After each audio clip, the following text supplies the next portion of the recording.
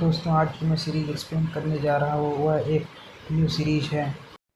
हमें एक बंदे को दिखाया जाता है जो कि एक बड़े से स्नेक से लड़ रहा होता है। तभी वह स्नेक भी उस पर अटैक कर देता है, जिससे वह अच्छे से डॉज कर लेता है और बोलता है, तुम तो बहुत ही ज़्यादा स्लो हो, इसीलिए मैं तुम्हें आसानी से डॉज कर पा रहा हूँ। लेकिन मुझे हमेशा लड़ने में ही मज़ा आता है, इसीलिए मैं तुमसे हमेशा लड़ते रहता हूँ। तभी हमें दिखाया जाता है वह सांप एक फायर बॉल अटैक करने जा रहा होता है। तभी हमारा मेन कैरेक्टर बोलता है कि तुम फाइट बैक भी करना जानते थे। हमें दिखाया जाता है कि उसके अटैक से उसका सूट थोड़ा सा डैमेज हो जाता है। तभी हमारा मेन कैरेक्टर सांप पर अटैक करने के लिए बहुत तेज़ी से जंप मारता है और उसे जाकर उसके ऊपर मुक्के ही मुक्के बजा देता है और बोलता है कि मुझे सबसे ज़्यादा स्वॉर्डमैनशिप पसंद है। तभी वह अपनी स्वॉर्ड निकाल कर उस सांप को बुरी तरह से काट कर ख़त्म कर देता है।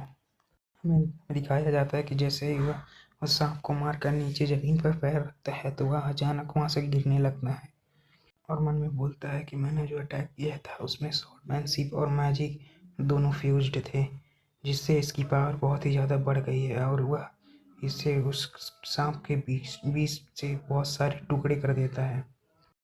तभी वो बंदा बताता है, तो अच्छा आप लोगों को जानना है कि कैसे मैंने मैजिक और स्वॉर्डमैनशिप को इन्फ्यूज्ड किया है, तो मेरा एक सीक्रेट है।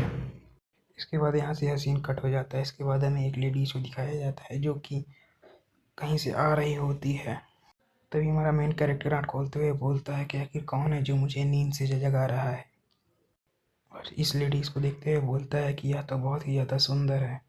और मन में इस लेडीज़ को देखते हुए बोलता है कि यूनिवर्स में ऐसे बहुत सारी महिलाएं हैं जो कि स्ट्रॉन्ग मैंस को पसंद करती हैं, और बोलता है कि कर मुझे इतनी ज़्यादा नींद क्यों आ रही है।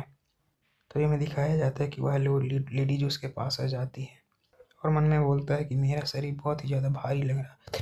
तभी हमें दिखाया जाता है कि वह लेडीज उसके ऊपर फॉरहेड पे किस करती है।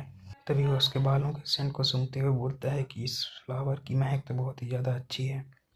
फिर वह उसे देखते हुए बोलता है कि मुझे इस लड़की को इस तरह नहीं देखना चाहिए, यह एक बहुत ही ज़्यादा गलत बात है।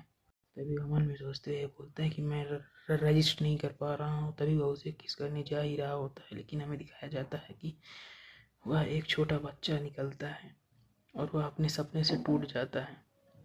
तभी हमें दिखाया जाता है कि हमारा मेन कैरेक्टर अपने हाथ को देखते ही बहुत ही ज़्यादा शॉक हो जाता है और बोलता है कि क्या ये मेरी ही बॉडी है और यह मेरे ही हाथ हैं, और वह यह देखकर बहुत ही ज़्यादा रोने लगता है। तभी उसकी मॉम बोलती है कि अरिल, क्या तुम भूखे हो, और जोर से चिल्लाते हुए बोलता है, क्या हो रहा है, मैं फिर से रीइंकार्नेट हो गया। और इसके बाद जोर जोर से चिल्लाने लगता है।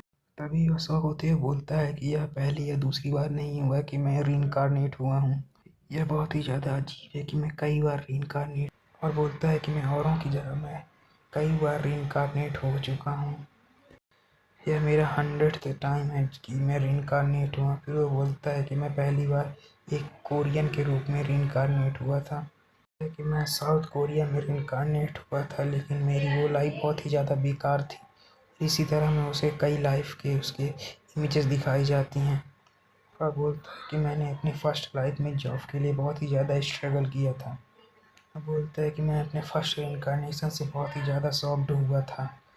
फिर वो बताता है अचानक मैं फिर से रीइंकार्नेट हुआ और इस बार मैं फॉरेनर में रीइंकार्नेट हुआ था, और उनकी अलग लैंग्वेज की वजह से मैं उनकी भाषा को समझ नहीं पा रहा था।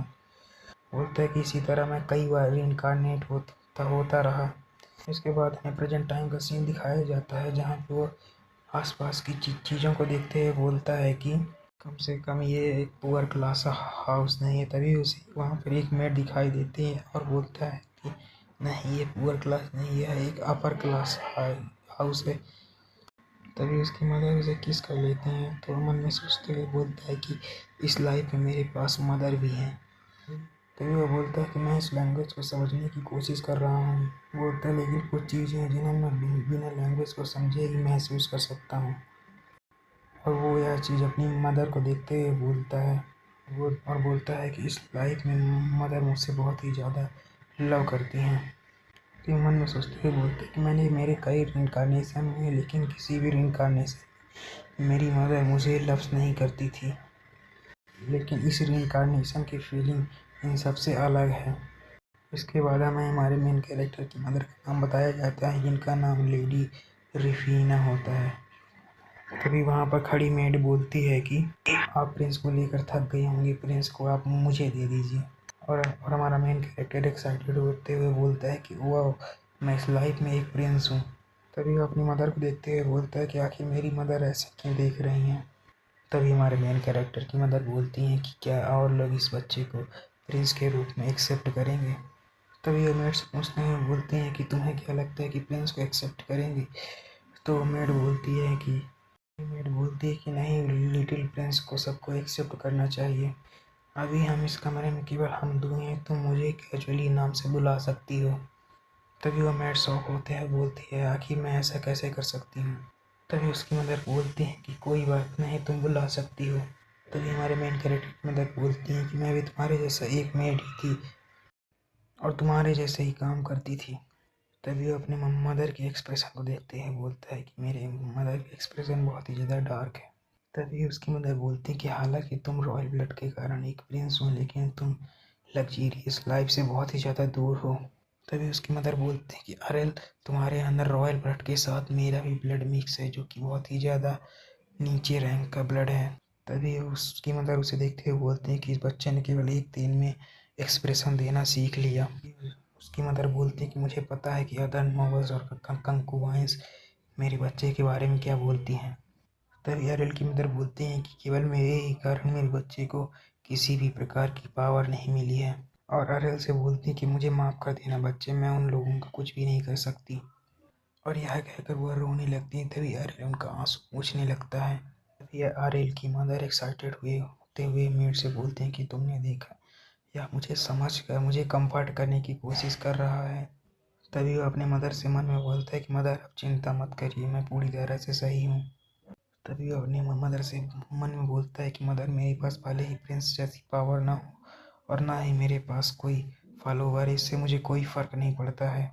बोलता है कि नोबल्स और पावरफुल पीपल मुझ जैसे लोगों पर अटेंशन नहीं देते हैं, यहाँ तक कि रॉयल फैमिली मेंबर्स भी मेरी ओर उतना ध्यान नहीं देंगे, जिससे मैं अपना काम पूरी तरह आसानी से कर सकता हूँ।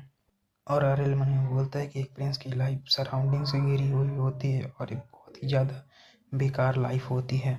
और मन में बोलता है कि मेरी यह 100th लाइफ बहुत ही ज़्यादा अच्छी होगी। और उसे अगर वीडियो अच्छी लगी तो लाइक